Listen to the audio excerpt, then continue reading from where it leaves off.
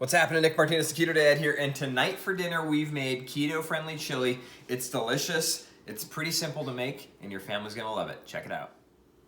First thing that we're gonna do in this recipe is cook our beef. So I have both ground beef and I have stew meat. So this is a lot, it's 2 pounds, and I found when I try to load it all into one, it doesn't go so well. So I divide it between 2 pans. So I'll do half in that pan, half in that pan.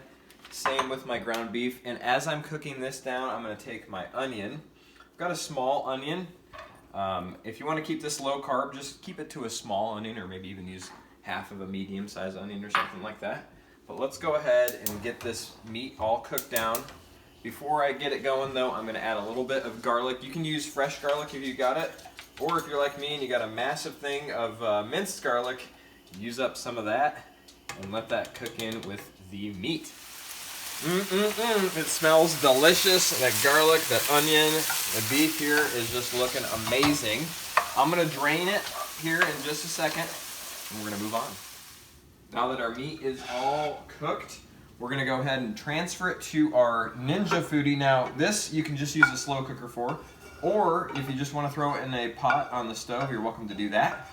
We're gonna use the slow cooker portion of our Ninja Foodi here. Let me take the rest of this meat, and this is kind of the base of our chili. It's gonna be delicious.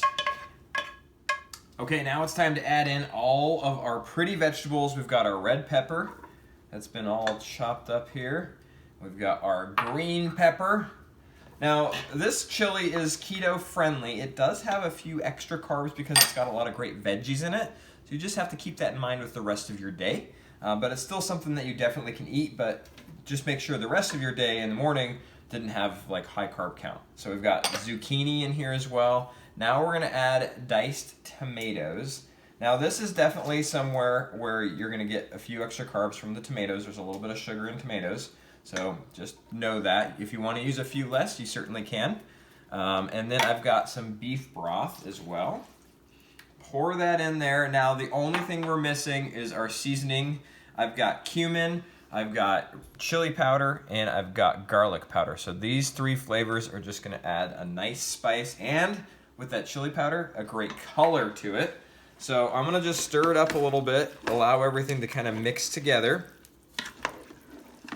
Okay, every time I mix this all together, I get a little concerned thinking, uh-oh, is it gonna be any good? It doesn't look great, because it's very like bland looking and it's very, very dry. There's not a lot of like liquid to it. But as this cooks down in your slow cooker, watch as the color starts to come out, like that orange red chili look, and watch as those zucchinis start to cook down and the different vegetables just kind of all mix together, and it becomes this amazing chili. So I've got my Instant Pot lid, or the pressure cooker lid, which serves as your slow cooker on the Foodi Ninja. Or Ninja Foodi, as I say incorrectly. You're gonna put that on, you're gonna leave it at vent. Now if you're pressure cooking, obviously you would not vent it, but we're gonna turn this sucker on. We're gonna do slow cook. It's on high right now, which is fine. If you're doing this in the morning, you can do low, but we're gonna leave it on high, and then I'm gonna hit start. It's got 4 hours set, so that should be actually about perfect for us because we eat about 5 o'clock. So here we go, chili. Let's see how it turns out. All right, the moment of truth. How does it taste? I mean, oh my goodness, it looks amazing. Let's see. Oh, the flavor is wonderful. Now this is something that if you like a little more spice, throw some more chili powder and a little more cumin in there. If your family's a little bit, spice free like mine is, keep it about the portions that are in there. Now, I love adding a little bit of cheese to it, as well as a little bit of sour cream. You can even put it on a couple Whisps to give it a little bit of a crunch, or maybe even a bed of cauliflower rice or rice cauliflower. Like so many different variations that you can do with chili that are keto friendly. So with that, remember, keep it simple, keep it fun, keep it keto. Have an awesome night.